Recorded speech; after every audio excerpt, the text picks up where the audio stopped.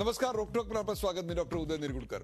संसदेच्या पावसाळी अधिवेशनाचं आज अखेर सूप वाजलं, पण सवाल आहे या अधिवेशनापासून सर्वसामान्य जनतेच्या हाती काय लागलं? काहीच नाही.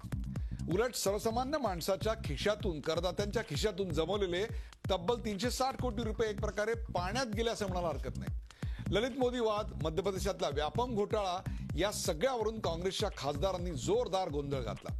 सुषमा स्वराज यांचा राजीनामा नाही तर चर्चाही नाही अशी टोकाची भूमिका काँग्रेसने घेतली. तर सरकारकडूनही ही कोंडी फोडण्यासाठी कुणी पुढाकार घेतला नाही. पंतप्रधान नरेंद्र मोदींची सभागृहातली गैरहजेरी एक प्रकारे टीकेचा विषय बनली. संसदेतल्या या गोंधळाला नेमकं जबाबदार कोण? सत्ताधारी भाजप का विरोधी काँग्रेस?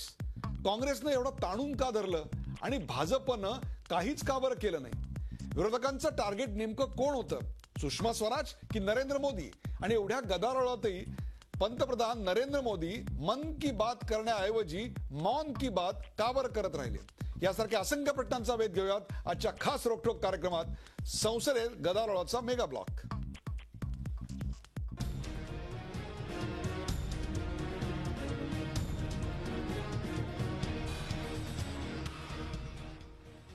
संसदेत गदारोळाचा मेगा ब्लॉक या विषयाला चर्चेला सुरुवात करण्या अगोदर पाहूया एक खास रिपोर्ट.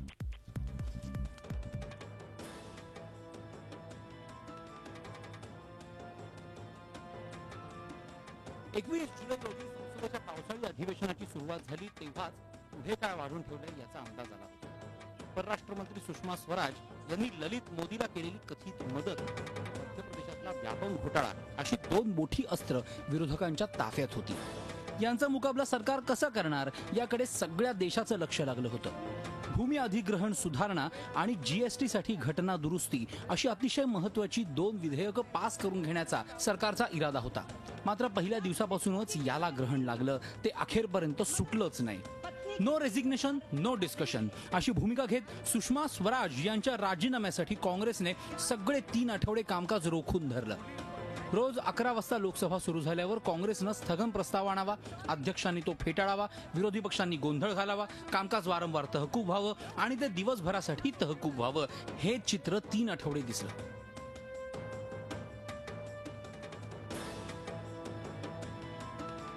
राज्यसभेत अपवाद वगळता वेगळी स्थिती नव्हती.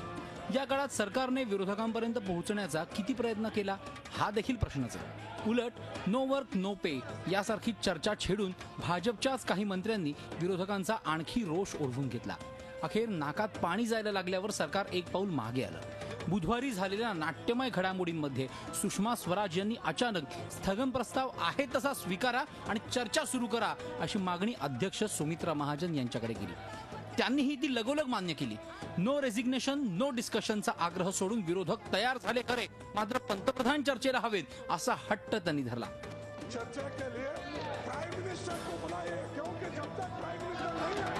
सरकारनं हा हट्टही पुरवला नाही तरी स्थगन प्रस्तावावर चर्चा झाली. लोकसभेतली कोंडी फुटली, कामकाज सुरू झालं, पण देशातल्या प्रश्नांवर नाही, एकमेकांचे वाभाडे काढण्यासाठी. काही का असेना, देर से आये दुरुस्त आहे अशी भावना तेव्हा देशवासियांची झाली होती. मात्र देशाचा हा आनंदही आऊट घटकेचाच ठरला. गुरुवारी कोणतंही कामकाज न होता संसद संस्थगित करण्यात आली. या गोंधळात भूसंपादन आणि जीएसटी ही महत्वाची विधेयकं रखडलीच. भूसंपादन हिवाळी अधिवेशनापर्यंत पुढे ढकलावं लागलं तर जीएसटी साठी आता पावसाळी अधिवेशन पुन्हा बोलवण्याचा पर्याय चाचपडला जातोय. अधिवेशनाच्या अखेरच्या दिवशी काँग्रेसनं सरकारच्या विरोधात मोर्चा काढला. यावेळी राहुल गांधी यांनी पुन्हा एकदा पंतप्रधान नरेंद्र मोदींना टार्गेट केलं. मुझे आज लग रहा है कि आदमी में दम नहीं है. मोदी जी में गट्स होगी कि वो इसको पास कर देंगे. जब लड़ाई शुरू हुई और जब प्रेशर बढ़ा, मोदी जी घूम के भागे. रियलिटी है, घूम के भागे. एक बार ऑर्डिनेंस लगाई, दूसरी बार ऑर्डिनेंस लगाई, तीसरी बार लगाओ ना लगाओ, लगाओ ना लगाओ, फेल. याला प्रत्युत्तर म्हणून एनडीएच्या खासदारांनी देखील काँग्रेस विरोधात मोर्चा काढला. जीएसटी विधेयक अडवण्यासाठी काँग्रेसनं मुद्दाम कामकाज होऊ दिलं नाही असा आरोप यावेळी करण्यात आला. कुर्सी पर रहेंगे तो लोकतंत्र ठीक है, जब हम कुर्सी पर नहीं रहेंगे तो सदन चलने नहीं देंगे.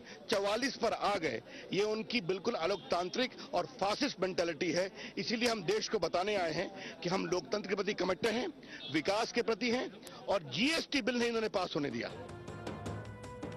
एकूणच काय, खाया बिया कुछ नाही, गिलास तोडा 12 आना, असंच या अधिवेशनाचं वर्णन करावं लागेल. Bureau report, Zee media.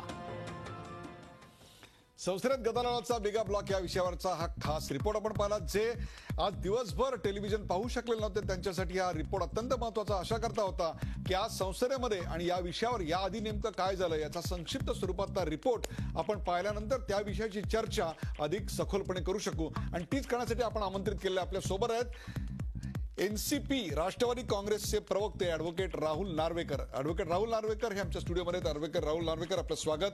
आपल्याबरोबर आहेत प्रकाश बाळ जोशी ज्येष्ठ पत्रकार. प्रकाश बाळ जोशी, आपलं स्वागत. डॉक्टर किरीट सोमय्या, भारतीय जनता पक्षाचे खासदार, हे मुलुंडून आपल्या बरोबर आहेत. किरीटजी, आपलं स्वागत. आणि हुसेन दलवाई, काँग्रेसचे खासदार हुसेन दलवाई हे देखील आपल्या बरोबर आहेत, त्यांचेही स्वागत. या पहिल्या भागातला जो प्रश्न आहे तो आपण आपल्या पडद्यावर पाहू शकता. पहिल्या भागातला प्रश्न आहे, संसदेतील गदारोळाला भाजपा जबाबदार आहे का?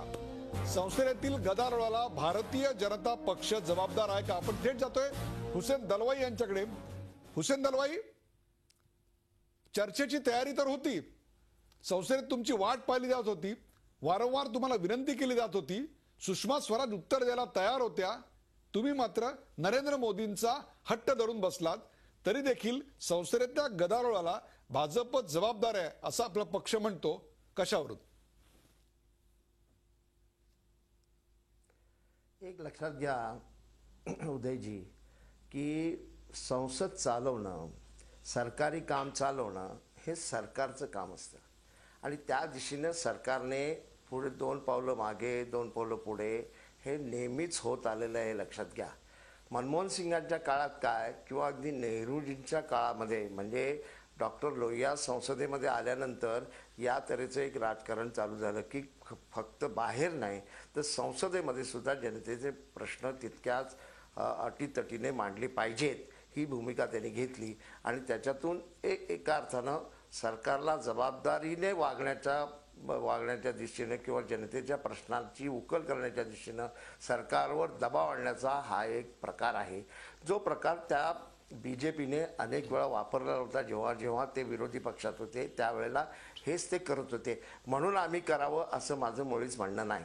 मुख्य असं आहे, एक लक्षात घ्या, घोटाळे म्हणून अनेक आमच्या ह्यांनी मंत्र्यांनी राजीनामे दिले, आमच्या मुख्यमंत्र्यांनी राजीनामे दिले.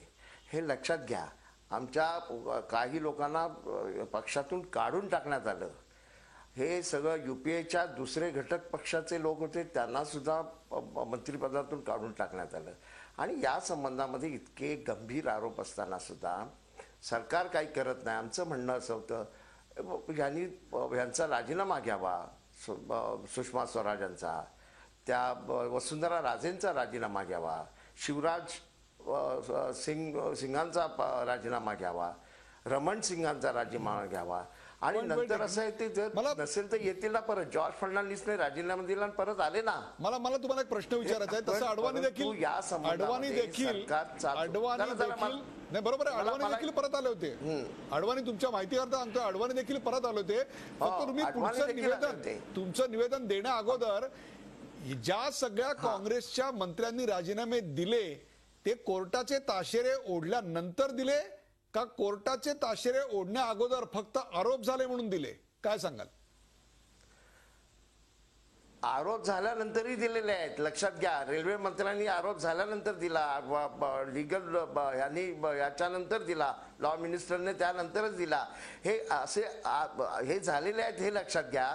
त्या संबंधामध्ये जो हट्ट धरून बसलं सरकार की नाही राजीनामा देणार नाही. परंतु एक गोष्ट उदयभाई लक्षात घ्या की सरकार म्हणतो म्हणजे काय, सरकार हे कोळसा घोटाळा झाला त्याच्यापेक्षा महाघोटाळा, त्याच्यापेक्षा कितीतरी पटीने मोठा घोटाळा झालाय व्यापमचा.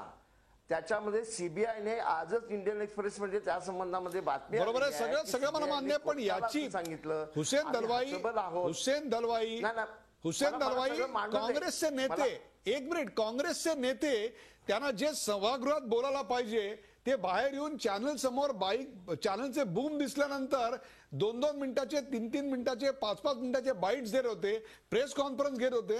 पण मग तुम्हाला संसदेचं एवढं वावडं का होतं? ज्याच्याकरता तुम्हाला निवडून दिलेलं आहे जनतेनी, करोडो रुपये खर्च करून इथे निवडणूक झाली, ते तुम्ही करत नव्हतात. परंतु जे आज बोलायचंय ते गांधींच्या पुतळ्यासमोर उभं राहून बोलत होतात. जिथे जाऊन जे बोलायला पाहिजे त्याच्याऐवजी विजय चौकात तुमच्या सभा होत होत्या. काय सांगाल?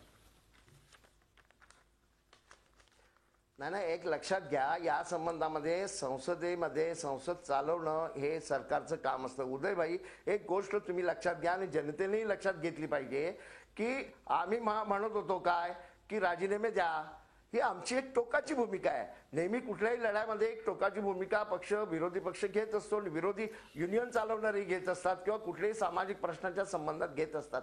संवाद साधणं कोणाचं काम आहे? या संबंधामध्ये एक गोष्ट सातत्यानं पुढे आली पाहिजे, ती आलेली नाही. ती म्हणजे सरकारने कसलाही प्रकारचा संवाद साधला नाही.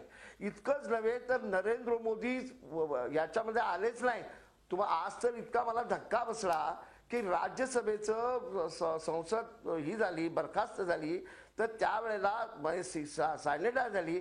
त्यावेळेला वंदे मातरमला नेहमी प्रधानमंत्री उपस्थित राहतात म्हणून सायलेंट करताना लोकसभा वेगळी होते आणि राज्यसभा वेगळी होते.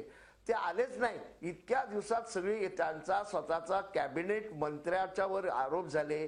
कॅबिनेट मंत्र्याच्या आरोपाच्या संबंधामध्ये कुठेतरी येऊन बोलायचं, विरोधी पक्षाच्या लोकांना बोलावून आपल्या कॅबिनमध्ये या संबंधामध्ये काय काय घडवण्याचा प्रयत्न करायचा.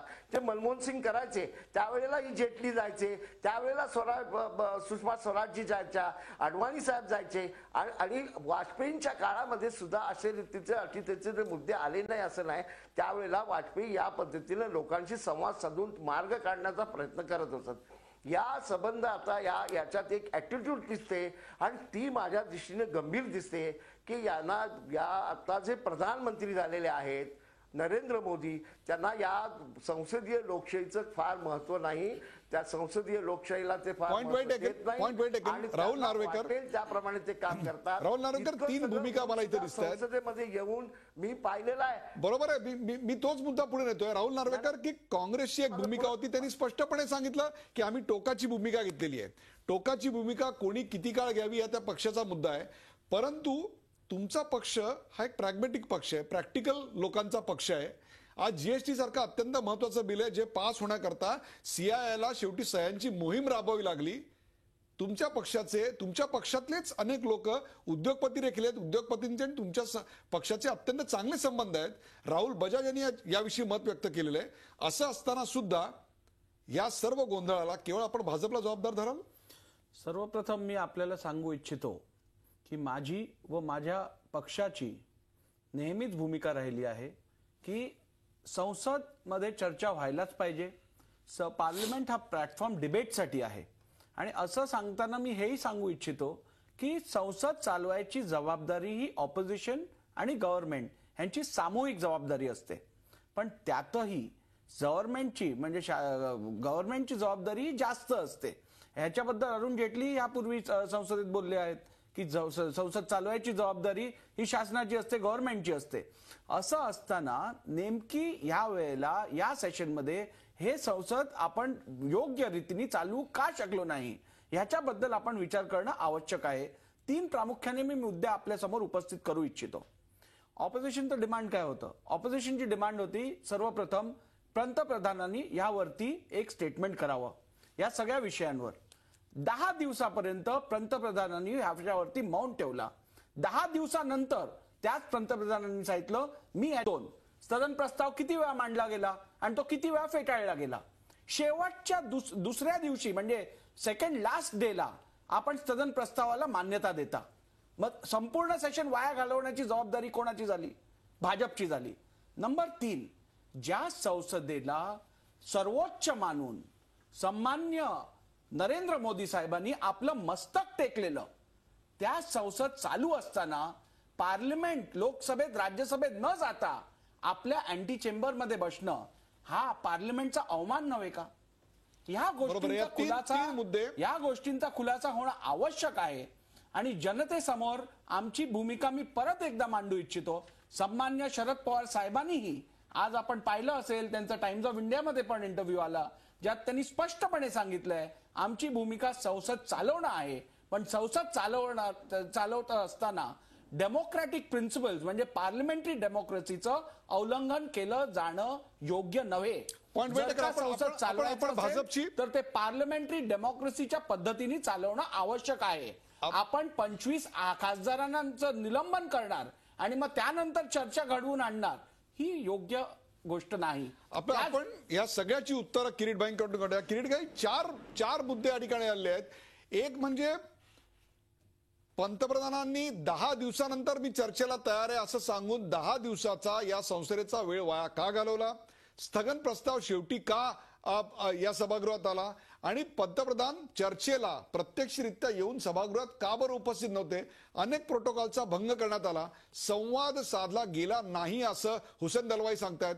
आणि शेवटचं म्हणजे वाजपेयींच्या काळामध्ये असं घडत नव्हतं असं सांगून त्याने एक अत्यंत वेगळा, प्रखर आणि थेट मुद्दा मांडलाय. काय सांगाल?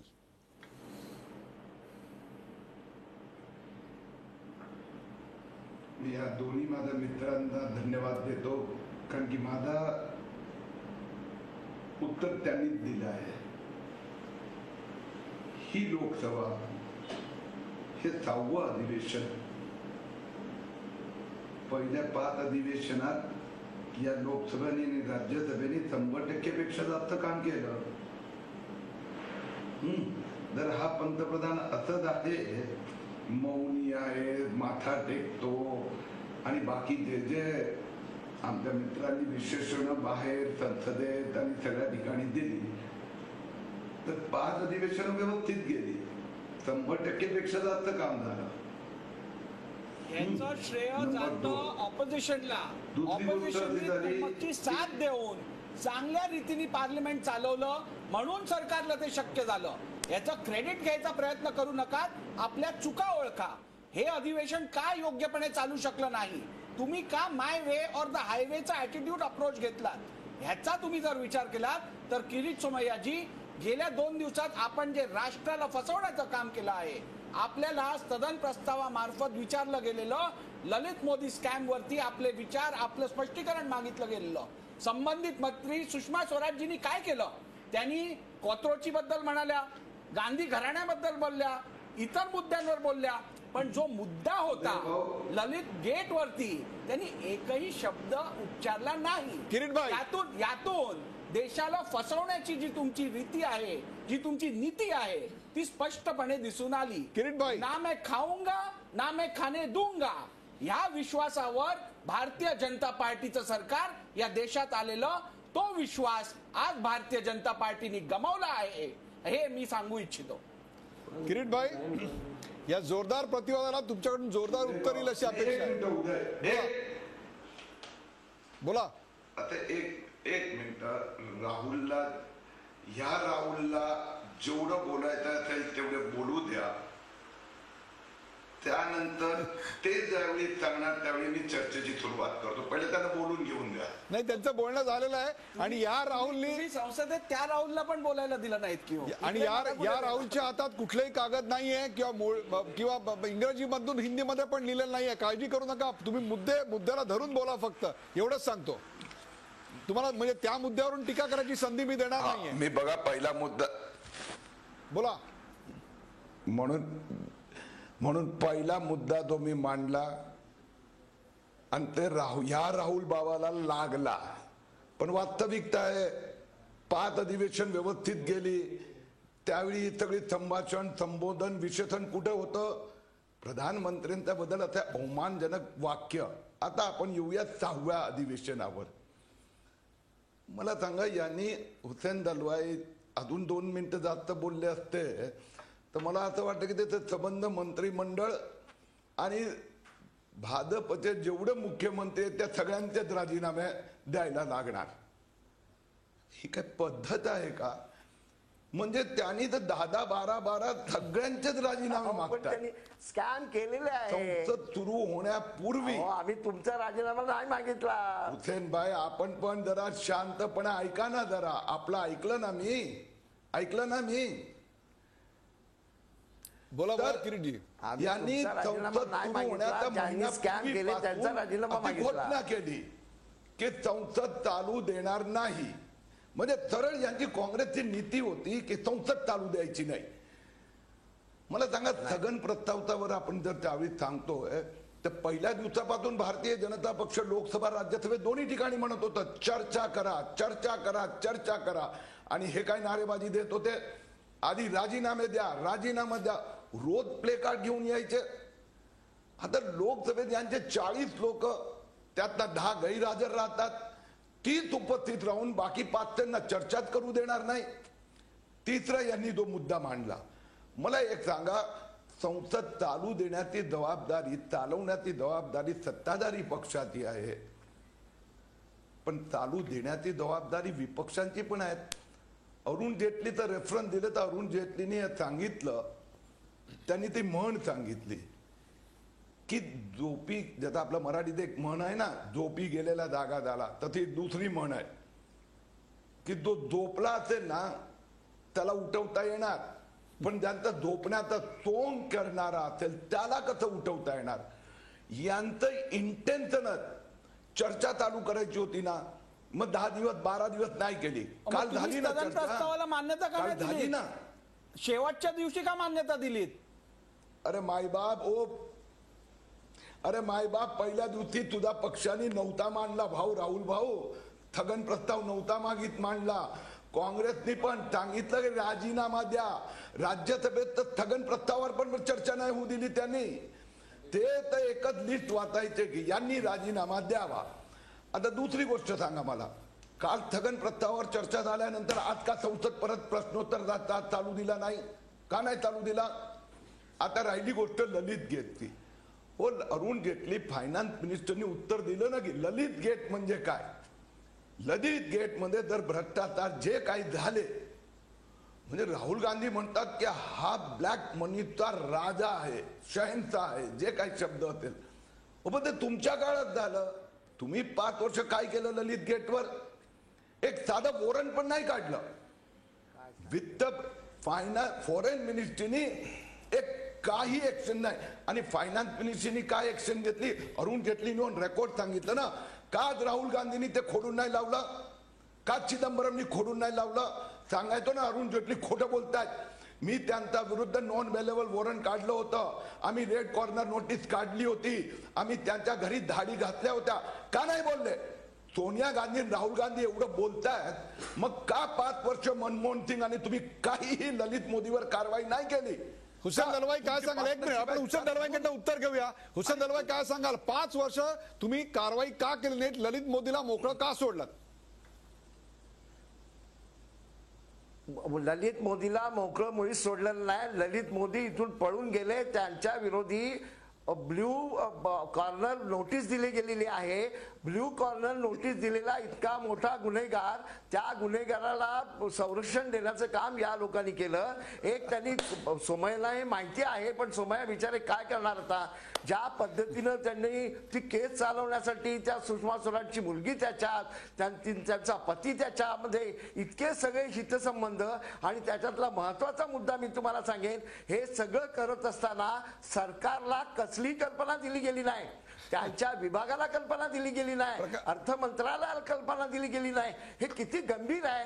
आणि माझं म्हणणं परत दुसरं एक असं आहे की सुरुवातीपासून आम्ही म्हणत होतो हे खरं आहे की मंत्र्यांचे राजीनामा घ्या, पण या संबंधामध्ये मार्ग काढण्यासाठी प्रधानमंत्र्यांनी काही हालचाल केली का? इतरांनी कुणी केली का? संबंध वृत्ती कशी होती? कालची सुद्धा चर्चेच्या वेळेला हे होते तिथे. सोमय्या चर्चेच्या वेळेला प्रधानमंत्री तिथे आले नाहीत. त्यांनी त्याचं जणू काय माझा काही संबंधच नाही. म्हणजे एक लक्षात घ्या, हे कुठे ना कुठेतरी आपसातली त्यांची जी भांडणं आहेत त्याचाही तो भाग आहे. हुसेन दलवाई, जेटलींनी सुद्धा उत्तर देताना विशिष्ट गोष्ट भूमिका घेतलेली नाही, हे सुद्धा आपण लक्षात घेतलं पाहिजे. आणि त्याच्यातलं माझं सगळ्यात महत्वाचं आहे की विरोधी पक्षाशी संवाद करून मार्ग काढण्या. या संवादाची चर्चा आपण करूया. किरीटभाई तुम्हा दोघांकडे येतो. या एक कधीच झालेलं नाही, हे आपण लक्षात घेतलं पाहिजे. किरीटभाई, तुमच्या दोघांकडे मी येतो. वेळ ब्रेकची झाली. ब्रेकवर जाण्यापूर्वी प्रकाश बाळ जोशी, तुम्हाला एक छोटासा प्रश्न आहे. भारतीय जनता पक्षामुळे गदारोळ झाला हे भाजपला मान्य नाही आणि त्यांच्यामुळेच गदारोळ झाला असं काँग्रेस आणि एनसीपी दोघांचं ठाम मत आहे. परंतु एक तिसरं कारण आहे आणि ते म्हणजे ही सर्व बिहारच्या निवडणुकीच्या पूर्वीची नांदी आहे का? बिहारच्या निवडणुकीचं स्टेज सजवलं जातंय का? आणि त्याकरता स्टेज म्हणून आता संसदेचा वापर झालाय? निश्चितपणे, कारण आपण जर बघितलं तर पार्लमेंट जे आपलं आहे ते आपण कायदेमंडळ म्हणजे कायदे तिथे करतो, परंतु त्याचबरोबर तिथले सत्ताधारी पक्ष आणि विरोधी पक्ष हे नेहमीच पॉवर पॉलिटिक्स करत असतात. म्हणजे आपल्या विरोधकांवर कुरघोडी करायचा सत्ताधारी पक्ष प्रयत्न करतात आणि त्यामुळे असे वादविवाद, त्यानंतर आरडाओरडा, स्लोगन्स आणि सभागृहाच्या बाहेर जाणं हे आपण आतापर्यंत बघत आलेलो आहोत. त्यामुळे त्याच्यात नवीन काही नाही, परंतु ते करून सुद्धा शेवटी कामकाज झालं पाहिजे याचं भान कुठंतरी आपले पार्लमेंटमधले जे सदस्य आहेत, मग ते भाजप असतील म्हणजे सत्ताधारी असतील किंवा विरोधक असतील, हे कुठेतरी विसरले असं लोकांना वाटायला लागलेलं आहे. कारण मतदार ज्यावेळेस त्या सदस्याला निवडून येतो तेव्हा आम्हाला माहिती नसतं की हा सत्ताधारी पक्षात बेंचवर बसणार आहे किंवा विरोधी पक्षावर बसणार आहे. आम्ही त्याला कशासाठी निवडून देतो की त्यांनी तिथे जाऊन राष्ट्राच्या हिताचे निर्णय घ्यावेत, कायदे करावेत आणि सरकार व्यवस्थित चालवावं. आणि आपापसातली त्यांची भांडणं जी ती आपण आता ऐकलेलीच आहेत. सत्ताधारी पक्ष नेहमीच म्हणणार किंवा आम्ही तर चालवण्याचा प्रयत्न केला, विरोधी पक्षांची मागणी जी आहे ती मागणी त्या म्हणणार जोपर्यंत मान्य होत नाही तोपर्यंत आम्ही चर्चा करणार नाही. पण अशा प्रकारे जर भूमिका दोघांनी घेतल्या तर संसद चालणार कशी? संसद चालणार कशी आणि संसद म्हणजे नेमकं काय हे माननीय पंतप्रधान काय म्हणाले होते हे का ब्रेक नंतर पाहूया आणि त्याच्यावरच चर्चा करूया. संसदेत गदारोळाचा मेगा ब्लॉक.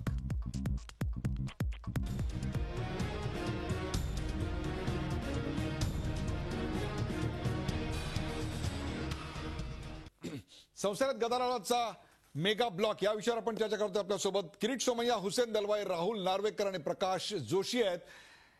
या भागाचा महत्वाचा प्रश्न आपण पडद्यावर पाहू शकता आणि तो प्रश्न असा आहे, संसदेचा जो वेळ गेला त्याला काँग्रेस जबाबदार आहे का? मग आधीच्या भागात आपण चर्चा केली, जो वेळ गेला त्याला भाजप जबाबदार आहे का आणि आता काँग्रेस जबाबदार आहे का? प्रेक्षको, आता ब्रेकवर जाण्यापूर्वी हुसेन दलवाई यांनी आम्ही भूमिका घेतली, परंतु सरकार हे चालवायची जबाबदारी सरकारी पक्षाची असते, सरकारची असते, तिथून संवाद साधला गेला नाही असा आरोप दिला. या सगळ्याचं उत्तर किरीट सोमय्या देतील, परंतु त्याआधी सगळ्यांच्या माहितीसाठी आणि किरीट भाईंच्या स्मरणासाठी संसदेच्या पायरीवर मंदिरात गेल्यासारखं डोकं ठेवताना माननीय पंतप्रधान तेव्हा काय म्हणाले होते याचं एकदा स्मरण करूया आणि मग त्यांचं उत्तर घेऊया. पहा पंतप्रधान काय म्हणाले होते. यहां पर कितनी संख्या क्यों न हो, लेकिन मुझे आपके बिना आगे नहीं बढ़ना है. हमें संख्या के बल पर नहीं चलना है, हमें सामूहिकता के बल पर चलना है. और इसलिए उस सामूहिकता के भाव को लेकर के हम आगे बढ़ना चाहते हैं. आपके बिना नहीं जाना है, सामूहिक संख्या के ऊपर जाना है. आपकी संख्या कितनी कम है उससे कोई ताल्लुक नहीं. किरीट सोमय्या, 12-15 महिन्यात हे सगळं बदलून गेलं.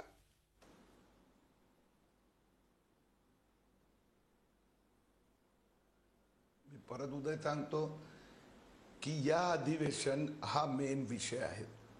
आतापर्यंत जे 13 महिन्यात अधिवेशनं झाली त्यातलं परफॉर्मन्स 100% पेक्षा जास्त झालं आणि या अधिवेशनात यांनी ठरवलं होतं.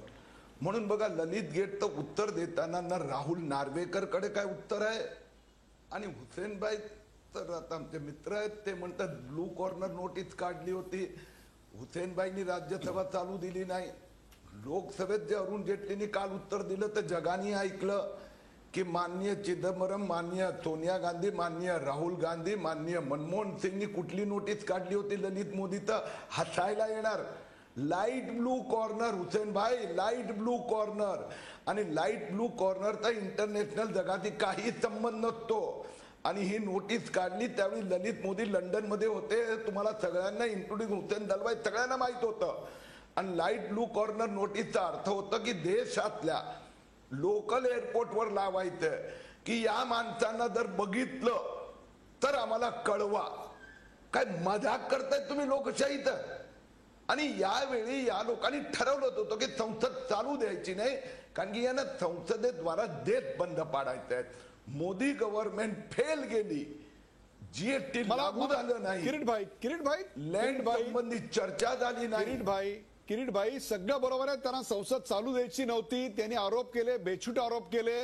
त्यांनी जे बोलायला नको होतं ते बोला. क्षणभर आपण मान्य करू. कोणी कोणाची मावशी काढली, कोणी कोणाची मम्मी काढली, हे क्षणभर आपण बाजूला ठेवूया. एक गंभीर आरोप केलेला आहे आणि तो गंभीर आरोप असा आहे की आमच्याशी संवाद साधला गेला नाही.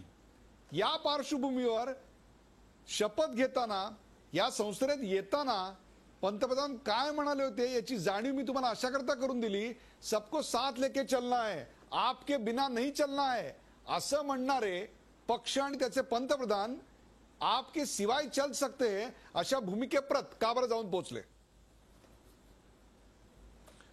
पण तेही बोलले हो, तेही तुम्ही अर्धसत्य हे मांडतायत. पंतप्रधानांनी सर्व पक्षीय बैठक अटेंड केली, स्पीकरनी बोलवलं. आपल्या माहितीसाठी 41 लोक हजर झाले स्पीकरच्या आणि या ऑल पार्टी मीटिंग मध्ये. एक्सेप्ट काँग्रेस आणि लेफ्ट, एक्सेप्ट काँग्रेस आणि लेफ्ट सगळ्यांनी सांगितलं संसद चालू द्या. सगळ्यांनी, इन्क्लुडिंग एनसीपी, इन्क्लुडिंग समाजवादी पार्टी. चालायला पाहिजे, पण ती डेमोक्रॅटिक प्रिन्सिपलवर चालायला पाहिजे. पार्लमेंटरी मला हुसेन दलवाई यांना चर्चेत आमंत्रित करते. सगळे पक्ष बोलले. हुसेन भाई, टोकाची भूमिका घेणं मी समजू शकतो, परंतु व्यवहार चतुर अशा राजकारणाला भूमिका केवढी ताणायची आणि केव्हा मागे यायचं हे कळलं पाहिजे. राजा 2 पावलं मागे केव्हा घ्यायचा हे ज्याला कळतं तोच राजकारणाच्या बुद्धिबळात यशस्वी होतो.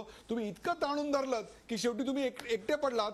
मुलायम सिंगांचं युटर्न तुम्ही पाहिलं. एनसीपीने तर पहिल्यापासून उघड भूमिका घेतलेली होती. तुमच्या बरोबर आज कोणीही नाही. तुमच्या सदस्यांचं निलंबन झालं 44 पैकी 25. त्यावेळी सर्व विरोधी पक्ष तुमच्या बाजूने ठामपणे उभे होते, परंतु आज मात्र तुम्ही एकटे पडलात. कुठंतरी काँग्रेसची हेकेखोर भूमिका, वैयक्तिक हेवे दावे आणि त्याहीपेक्षा सुद्धा राजकारणाची गणितं चुकली असं नाही वाटत आपल्याला? मुळीच असं वाटत नाही आणि आम्ही एकटे मुळीच पडलेलो नाही. सगळा विरोधी पक्ष एकत्रच होता. कधी नव्हे तर असं भाजपवालेच म्हणत होते सेंट्रल हॉलमध्ये. सोमय्यांनी कदाचित ते ऐकलं असेल की या 25 लोकांना बाहेर काढून आमच्या यांनी स्पीकरने फार मोठा घोटाळा करून टाकला, विरोधी पक्षाला एकत्र आणण्याचं काम केलं असं तेच म्हणाले. या बाबतीत मी तुम्हाला एक गोष्ट सांगेन की गोंधळ झाला, गोंधळ होत होता हे खरं असलं तरी गोंधळ थांबवणं हे हे सरकारचं काम असतं. एक गोष्ट लक्षात घ्या, त्यांचं संसदीय लोकशाहीवर या प्रधानमंत्र्यांचं खरं विश्वास आहे का असा माझा पहिला प्रश्न आहे. ह्याचं कारण असं, कधी नव्हे अशा गोष्टी घडलेल्या आहेत. उदाहरणार्थ, आणि याची उत्तरं त्यांनी दिली पाहिजे. उदाहरणार्थ, पावसाळी अधिवेशन नेहमी 5 आठवड्याचं होतं. 4 आठवड्याच्या पेक्षा कमी कधीच झालेलं नाही. या पहिलंच हे असं होतं की फक्त 18 दिवसाचंच पावसाळी अधिवेशन घेण्यात आलं. म्हणजे त्यांना फारसं काय त्याच्यामध्ये रस नाही हे एक दिसतं. दुसरा भाग असा की मी 1-2 उदाहरणं तुम्ही देतो, मला 2 मिनिटं द्या. डॉक्टर लोहिया जेव्हा निवडून गेले आणि ते जेव्हा सरकारवर बोलायला लागले, नेहरू त्यावेळेला प्रधानमंत्री होते, धावत तिथे संसदेमध्ये गेले आणि तिथे त्यांचं पूर्ण भाषण त्यांनी ऐकून घेतलं. मी व्ही.पी. सिंगांच्या बरोबर ते पंतप्रधान असताना त्यांच्या ऑफिसमध्ये बसलेलो होतो आणि थोडासा काहीतरी गडबड संसदेमध्ये झाली. ते म्हणाले ठेरिया आणि धावत धावत ते संसदेमध्ये गेले. म्हणजे आपले पंतप्रधान जे कोणी, म्हणजे अगदी वाजपेयींच्या बाबतीत सुद्धा हेच घडलेलं आहे. या पंतप्रधानांनी सोमय्यांनी सांगावं, संबंध इतक्या 18 दिवसात ते संसदेमध्ये कधी आले? संसदेमध्ये राज्यसभेत तर आलेच नाही. आज शेवटी जेव्हा वंदे मातरम होतं तेव्हा ही प्रथा आहे, पंतप्रधान उपस्थित राहतात. या पंतप्रधानांना संसद काय आणि काय काय याच्याशी काही संबंध नाही. त्यांचेच खासदार काय म्हणतात त्याची नावं मी सांगू शकत नाही, सांगणार नाही, परंतु त्यांचे खासदारही असं म्हणतात. तुम्ही संसद चालली काय नाही चालली काय त्यांच्या दृष्टीने महत्वाचं नाही, सरकार त्याच्याशिवाय कसं चालवायचं हे गुजरातमध्ये चालवलेलं आहे. त्या पद्धतीने त्यांचा या तुमचा मुद्दा मांडलाय. किरीटभाई त्याला उत्तर देतील. प्रकाश जोशी, मला तुम्ही सांगा, अशा प्रकारे संसद बाजूला चालू असताना संसदेत न जायचा हा पंतप्रधानांचा पहिलाच का या आधीच्या पंतप्रधानांनी देखील असं कृत्य केलेलं होतं? काय वाटतं आपल्याला? नाही, यापूर्वी सुद्धा असे प्रकार झालेले आहेत. परंतु आपण जर बघितलं तर संसदेला अतिशय महत्त्व आपल्या या लोकशाही प्रणालीमध्ये आहे आणि पंतप्रधानांनीच जर लोकशाही परंपरा आणि त्या संस्थेला जर तितक्या सन्मानानं वागवलं नाही तर इतर जे ही सन्मानानं न वागण्याची पद्धत कोणत्या पंतप्रधानापासून सुरुवात झाली आपल्याकडे? आपण जर बघितलं तर आता इंदिरा गांधी होत्या, इंदिरा गांधींवर त्यांचे जे विरोधक होते ते नेहमीच त्यांच्यावर टीका केलेली आहे की त्यांनी आणीबाणी आणली, त्यांनी अनेक लोकशाही परंपरा तुडवल्या किंवा संसदेला सुद्धा त्यांनी फारसं हे महत्त्व दिलं नाही, अशा प्रकारची टीका त्यांच्यावरही झालेली होती. त्यामुळे मला असं वाटतं की ती टीका झालेली असली आणि आज सुद्धा शेवटी ह्या सर्व प्रक्रियेमध्ये तुम्ही जर आपापसात भांडत राहिला सत्ताधारी पक्ष आणि विरोधी पक्ष तर त्याच्यामध्ये तुमच्या संसदेचंच महत्त्व कमी होतंय. म्हणजे ज्या मोठ्या आणि महत्त्वाच्या विधेयकावर चर्चा झाली पाहिजे, लोकांना ते समजलं पाहिजे, जीएसटी सारखं बिल असेल त्याची आपण चर्चा करणार आहोत. राहुलजी, मला तुम्ही सांगा की काँग्रेसने हे खूप ताणलं, कुठेतरी थांबायला पाहिजे होतं. तुम्ही सर्व विरोधी पक्ष त्यांच्या बरोबर होतात, आज तुम्ही त्यांच्या बाजूला नाही. किंबहुना शरद पवार यांनी बगार काँग्रेस आणि बगार बीजेपी अशा लोकांना एकत्र करून एक वेगळी आपली ओळख किंवा वेगळी ताकद दिल्लीमध्ये दाखवून दिली. काय वाटतं, कुठेतरी काँग्रेस रणनीतीत हरते? राष्ट्रवादी काँग्रेस पक्षाची भूमिका ही पहिल्यापासून ठाम होती की संसदेत चर्चा व्हायला पाहिजे. आम्ही कधीच राजीनामे द्या चर्चेशिवाय अशी आमची भूमिका मांडलीच नव्हती. पण पार्लमेंटरी डेमोक्रेसी जे मी मगाशी म्हणालो ह्याचा अवमान करून चर्चा होणं हे अशक्य आहे, कारण हे फंडामेंटल प्रिन्सिपल आहे आपल्या डेमोक्रेसीचं. तर असं असताना भारतीय जनता पार्टी ज्या पक्षाचं हे सरकार आहे त्यांनी सामंजस्याने एक चांगलं फ्लोअर मॅनेजमेंट करून संसदेत लीड आपले संसदीय कामकाज मंत्री आहेत, स्पीकर आहेत, यांनी संवाद साधून सगळ्या पक्षांना एकत्र घेऊन यात तोडगा काढणं जास्त योग्य ठरलं असतं. एक. नंबर 2, मी पहिल्यांदा बघतोय भारतीय जनता पार्टीने नेहमीच अरविंद केजरीवालांवर टीका केली आहे की ते अनार्किस्ट आहेत, ते सरकारमध्ये अराजकवादी आहेत, ते सरकारमध्ये राहून मोर्चे काढतात. आज भारतीय जनता पक्षाने काय केलंय, सरकार त्यांचं आहे, मेजॉरिटी त्यांचं आहे, तरीही त्यांना प्लाकार्ड घेऊन सर्व खासदारांना घेऊन संसदेत मोर्चा काढायला लागला. तर एकूण हे डबल स्टँडर्ड देश पाहत आहे. माझी पंतप्रधानांकडनं खूप मोठी इच्छा आहे, या देशाचा एक तरुण म्हणून, या देशातला एक नागरिक म्हणून, या देशाने जो विश्वास पंतप्रधानांवर टाकला आहे ते निभावतील अशी माझी इच्छा असतानाही दुर्दैवाने आज हा दिवस आपल्याला बघायला लागतोय. हे किरीट भाई काय उत्तर द्याल? किरीट भाई, मी राहुल पासून सुरुवात करतो. खूप चांगली त्यांनी अपेक्षा व्यक्त केली आणि मी स्वागत करतो. अपेक्षेत आम्ही कुठे कमी पडतोय आणि ती अपेक्षा पूर्ण करण्याच्या दृष्टीने आणखीन पॉझिटिव्ह राहून सगळ्यांना बरोबर घेऊन द्यायचा निश्चित प्रयत्न करू. मी एक थोडी हुसेन दलवाईला माहिती करेक्ट करतो. पंतप्रधान लोकसभेत या अधिवेशनात सुद्धा आले होते, येत होते. आज पण वंदे मातरमच्या वेळी पंतप्रधान लोकसभेत होते. राष्ट्रगानाला त्यांनी पूर्ण सन्मान, राज्यसभेत आलेच नाही. तसं होत असेल की याचा पूर्वी ते दादा हुसेनभाई कदाचित असं असेल की यापूर्वी ते पंतप्रधान मनमोहन सिंग हे राज्यसभेचे सभासद होते, म्हणून राष्ट्रगानाच्या वेळेला मनमोहन सिंग राज्यसभेत उपस्थित राहत असेल. नरेंद्र मोदी लोकसभेचे सदस्य, लोकसभेत ही राहायचे, राज्यसभेत ही राहायचे. आता काय तुम्ही डिस्टॉर्ट करताय? अच्छा किरीट भाई, बाकीच्यांची उत्तरं द्या. नंबर 2, बाकी दुसरी गोष्ट त्यांनी सांगितले, नरेंद्र मोदी लोकसभेत येतच होते, राज्यसभा तर यांनी पहिल्या क्षणापासून चालूच दिली नाही ना, शेवटपर्यंत नाही चालू दिली. राज्यसभा सुरू झाली की पहिल्या सेकंदापासून हे बंद पाडायचे. आता राज्यसभेत त्यांच्याकडे जास्त खासदार असल्यामुळे ते झाली अवस्था.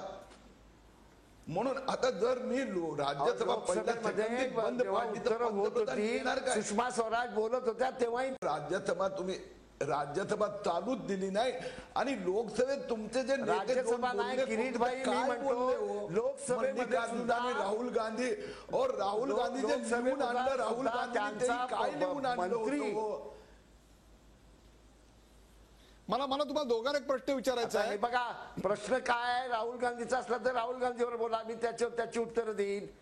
असं आहे की प्रधानमंत्री काय जबाबदारीने वागणार की नाही, हा मुद्दा आहे. किरीटभाई, या सगळ्यात एकच मुद्दा येतोय, वारंवार येतोय, की तो म्हणजे पंतप्रधानांनी संसदेत येऊन आपलं निवेदन का दिलं नाही. या एका मुद्द्यावर विरोधक एकत्र दिसत आहेत. संसदेत खरोखरच पंतप्रधान आले असते तर काही वेगळं घडलं असतं असं वाटत नाही आपल्याला? जराही नाही.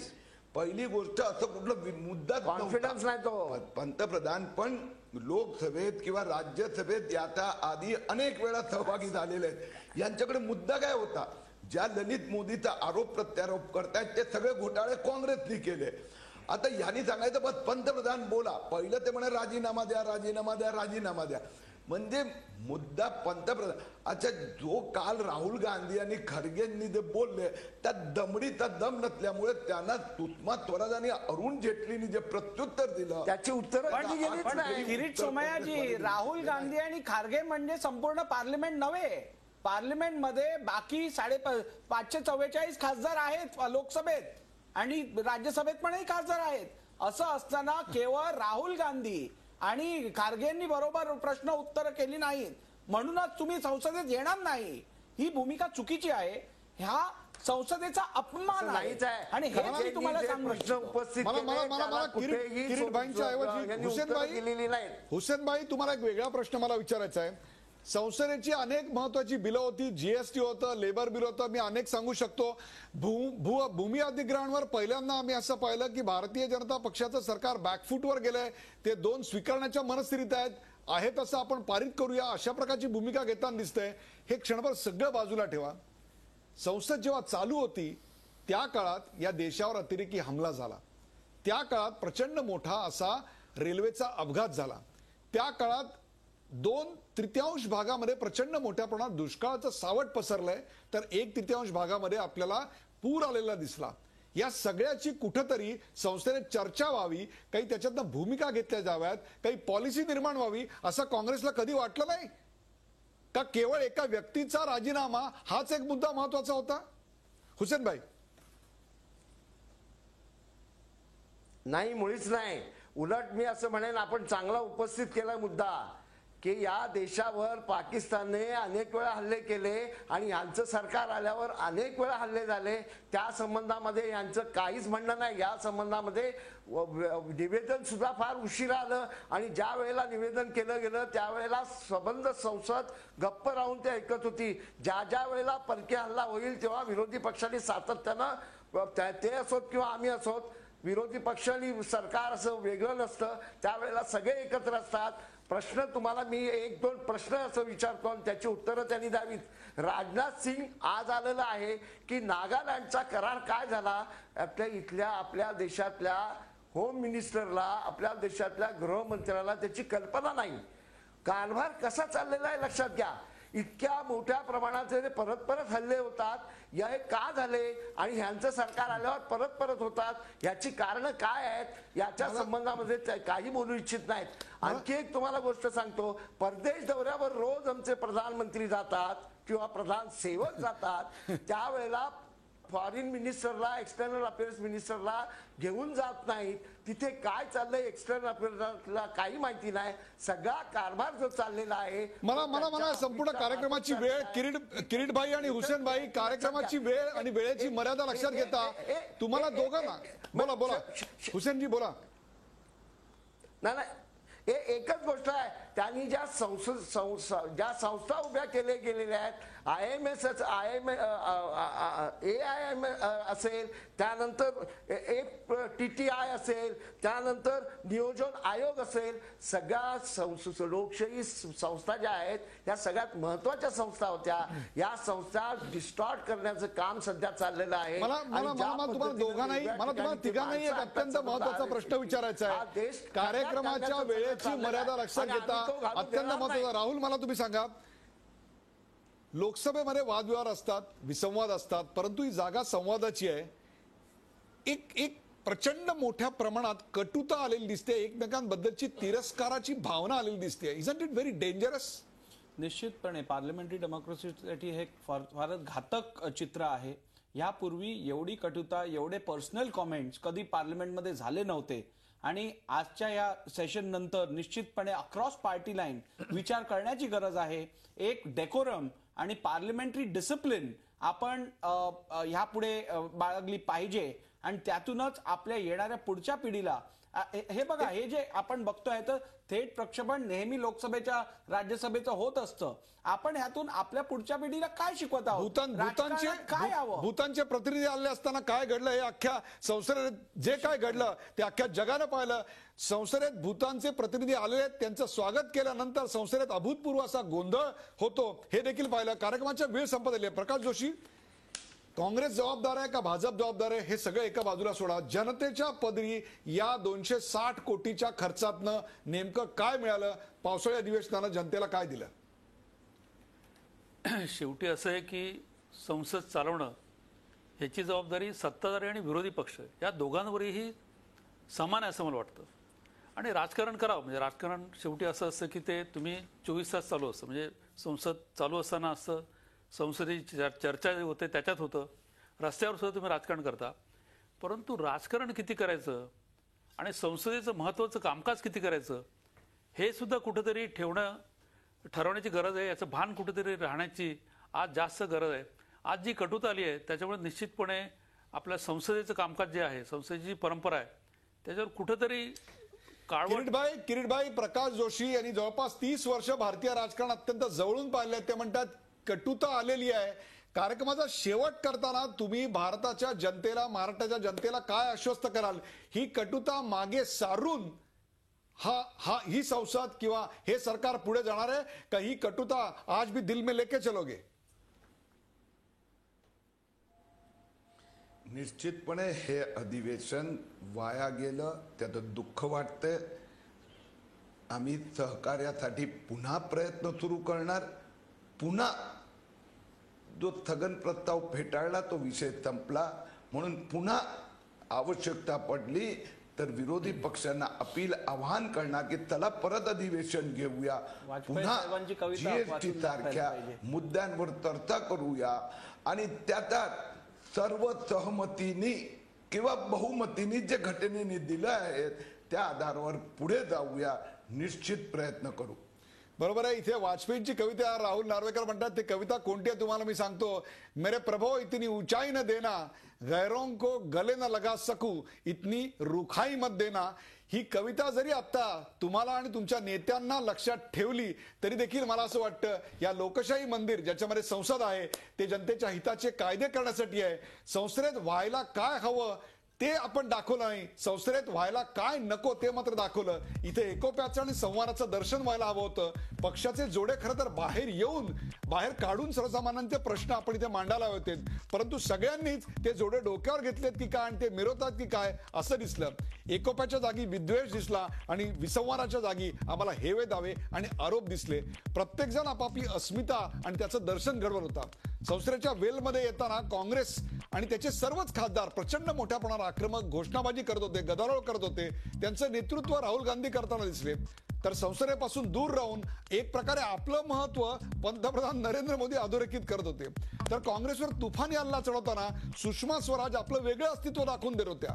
तर दुसरीकडे भाजप आणि काँग्रेस या दोघांनाही वगळता वेगळी मोठ बांधवत शरद पवार आपलं वेगळं अस्तित्व दाखवत होते. या सगळ्यामध्ये कुठे दिसला नाही तो आम्हाला सर्वसामान्य माणूस ज्यांनी यांना निवडून दिलं आणि ज्यांच्यासाठी संसद आहे. संवाद हा कोणत्याही वादविवाद सोडवण्याचा अत्यंत प्रभावी मार्ग असतो. याकरता हवा दिलातला खुलेपणा आणि प्रामाणिकपणा. आजच्या संसदेच्या या अधिवेशनात त्याचीच कुठेतरी आम्हाला उणीव दिसली आणि त्याचमुळे की काय हे अधिवेशन पूर्णपणे मेगा ब्लॉक सारखं आमच्या पुढच्या प्रगतीला मारक ठरलं. एवढं मात्र नक्की यानंतरच्या काळात असे मेगा ब्लॉक असू नयेत एवढीच अपेक्षा करूया. या चर्चेत सहभागी झालेल्या सर्व मान्यवरांचे आभार. ताज्या बातम्यांसाठी पाहत राहा झी 24 तास. राहा एक पाऊल पुढे.